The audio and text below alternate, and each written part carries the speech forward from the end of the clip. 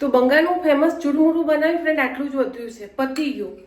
પેલું નહીં કહેતા કે સારી વસ્તુ બને ને તો રહે નહીં વધારે પડતું. તો મેં તો તમને બી ટેસ્ટ કરીને કહી દઉં કે કેવું લાગે છે. ફ્રેન્ડ બહુ જ મસ્ત બને છે. પાણીપુરી ભરવાની જફા મારી નહીં, કંટાળો ના આવે, તૂટી ના જાય, પાણી લીક ના થઈ જાય પૂરીમાંથી. આ બનાવી અને એસીમાં લઈને બેસી જવાનું, ટીવી જોતા જોતા એન્જોય કરો. બંગાળનું ફેમસ ચૂરમુરું તો બનાવજો એકવાર, અલગ ટેસ્ટ છે.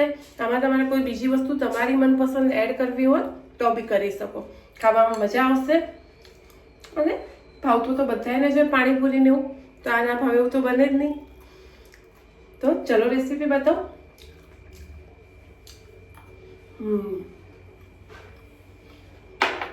રેસીપી સ્ટાર્ટ કરીએ. હેલો ફ્રેન્ડ, ગરમીનો કંટાળો આવે છે ખાવા બનાવવાનો, બહુ વાર સુધી ઊભું નથી રહેવું પડતું, પાણીપુરી ખાઈને બોર થઈ ગયા છે. તો આજે આપણે બંગાળનું ફેમસ ચૂરમું બનાવીશું. એમાં કોઈ માપની જરૂર નહીં પડે કે એમાં કોઈ વસ્તુ વધારે ઓછી હશે તો બી ચાલશે. તો આ રીતે પાણીપુરીને ભાગી દેવાની, પૂચકા કો પાણીપુરી કો જે રીતે, તો એનો ભૂકો કરી લઈશું. એકદમ સિમ્પલ રીતે 2 મિનિટમાં બની જાય એવી રેસીપી છે અને ખાવામાં તો બહુ જ મજા આવે. નાનાથી માંડી મોટા બધા જ ખાઈ શકશે. જે રીતે બનાવવું હોય એ રીતે પૂરીઓ લઈ લેવાની, તો એને જેવો ભૂકો તમને ગમે એવો કરી લઈશું. બરાબર, આ છે ચૂરમુરાનો ભૂકો. હવે એમાં જે જે વસ્તુ જશે એ હું તમને કહી દઉં. તો એમાં સારા એવા ચણા લેવાના છે, તો ચણા એડ કરી લઈશું. જો બટાકું લેવું હોય તો બટાકું મેશ કરી લેવાનું. મેં માવો પહેલાં બી પાણીપુરી મારે ખાવી હતી એટલે મેં બનાવી લીધો હતો, તો હું એ માવો જ એડ કરી લઈશ. ઓકે ફ્રેન્ડ, હાથ ધોઈ લઈશું. ડુંગળી એડ કરીશું, અંદર કોથમીર હતી, લીલા મરચાં ભાવે તો ચોક્કસથી એડ કરી લેવાના. અંદર થોડી જશે ચીલી ફ્લેક્સ તીખાસ માટે. હવે આંબલીનું ખાટું મીઠું પાણી, મેં લાલ મરચું અંદર નાખ્યું છે.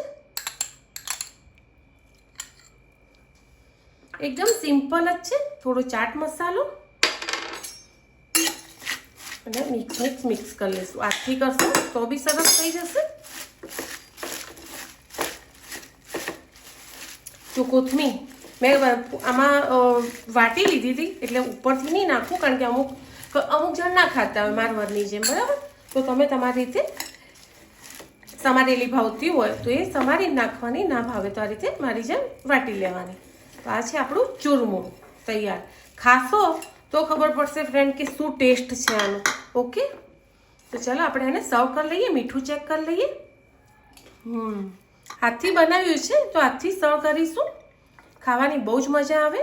આમાં ઉપરથી તમને ઝીણી સેવ કેવું ભાવતું હોય તો એડ કરી દેવાનું. હું થોડું ચવાણું એડ કરીશ. ચાટણી, આમ તો ચાટણી સેવ જ એડ કરે અંદર ફ્રેન્ડ, પણ મને થોડું સ્વીટનેસ ઉપર જોઈએ.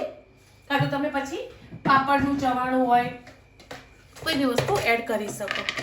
તો મારા જોડે પાપડનું ચવાણું છે, નોર્મલ જ એડ કરીશ એટલે આપણને પેલો બધો મસાલો જે પાણીપુરીનો આવવો જોઈએ એ તો આવવો જ જોઈએ ને ફ્રેન્ડ, એટલે કોઈ વધારે પડતો બીજો મસાલો એડ નહીં કરવાનો. તો તૈયાર છે આપણું ચૂરમુરું બંગાળી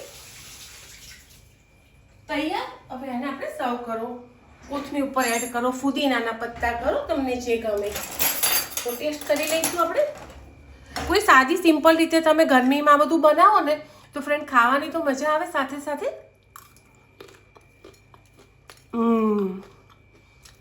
પણ બહુ જ મસ્ત બની છે. તો ચૂરમુરું બનાવજો, એકદમ ઇઝી રેસીપી છે. એન્જોય કરો. મળીએ આગળના નવા બ્લોગમાં. બાય.